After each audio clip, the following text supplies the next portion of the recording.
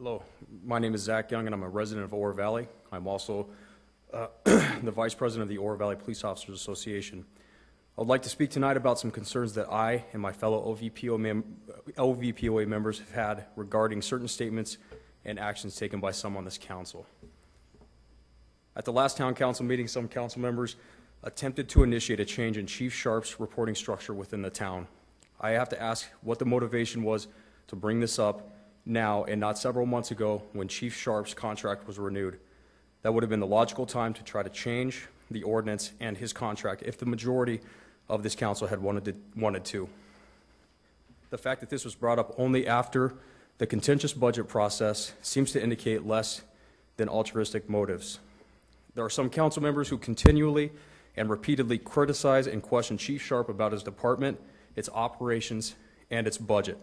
These questions have been answered over and over again to the satisfaction of the majority of the council. I have to ask, why all the constant criticism and questions solely about the town of Oro Valley Police Department? Is it because the size of the police department budget, which is approximately $14 million? If so, why then don't other departments with large budgets also face such scrutiny, as one budget is approximately $22 million? Is it because the chief of police reports directly to the town council? If so, then why doesn't the town magistrate get questioned as much, as he also reports directly to the town council? These same council members have given various reasons for why they feel they are required to be in the weeds when talking about the police department. They say they are required by ordinance to oversee the day-to-day operations of the police department. I disagree. The ordinance gives them oversight of the chief of police. They hire, evaluate, and fire the chief if necessary, but it does not give them carte blanche to try to run the operations of the police department. These council members have stated they are not police experts, nor have they ever worked in law enforcement. Yet they try to micromanage the police department. They use the fact that the chief reports directly to them as justification for their attempts to micromanage a department they have no operational knowledge about. Greg Caton is an excellent town manager, and he doesn't try to micromanage every department within the town. That is what he has department heads for. His department heads run their individual departments and report back to him. As the town manager, he ensures the town council's goals and policies are met and oversees the direction of the town.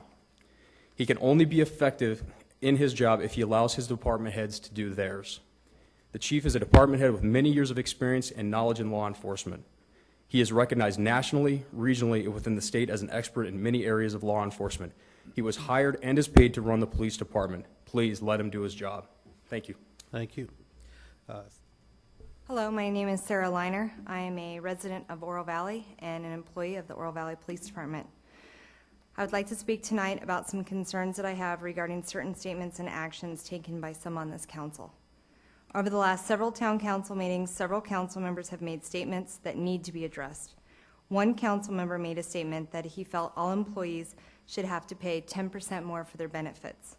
These employees who have not had step or merit raises in 5 of the previous 6 years have been doing more with less and have not let it affect their level of service to the residents. This showed a complete lack of regard for all town employees.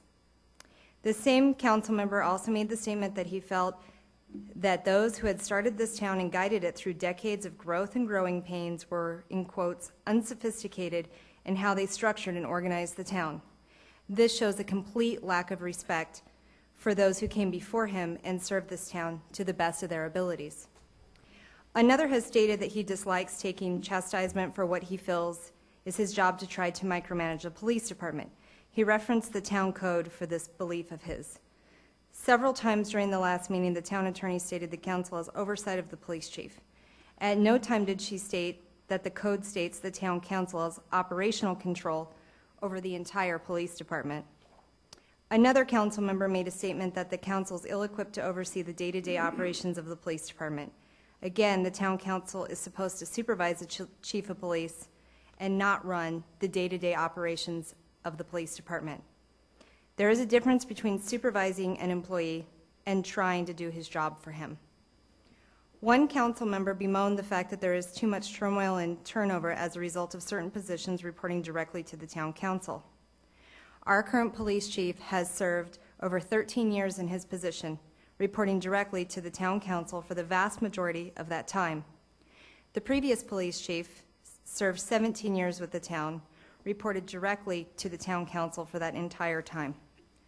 The town magistrate has served the town now for over 14 years, again reporting directly to the town council.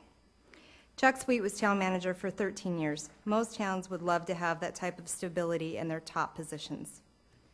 The take-home car policy is another issue that several of the council members keep bringing up time and time again.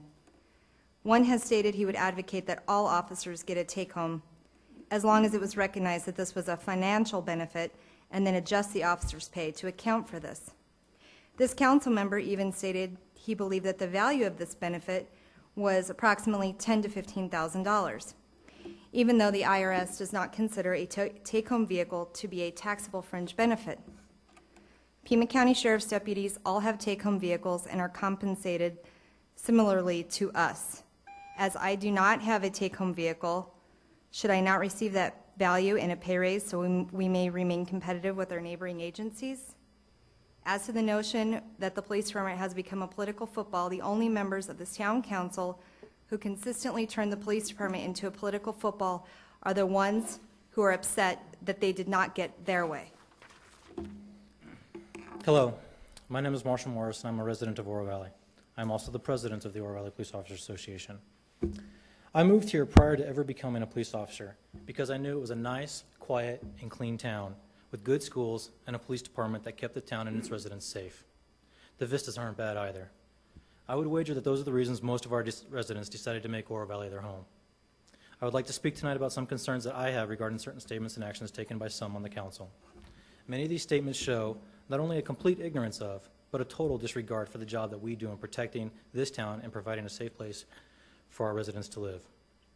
At the last town council meeting, several council members attempted to change the reporting structure of the chief of police. Over 1 year ago, some of these same council members approached the leadership of the OVPOA and the FOP to seek our support for several items they wanted to pass. One was for the police management study, which we felt was a waste of money and done only for political reasons. One was for department heads to be given budget capacity for salaries and pay-related items.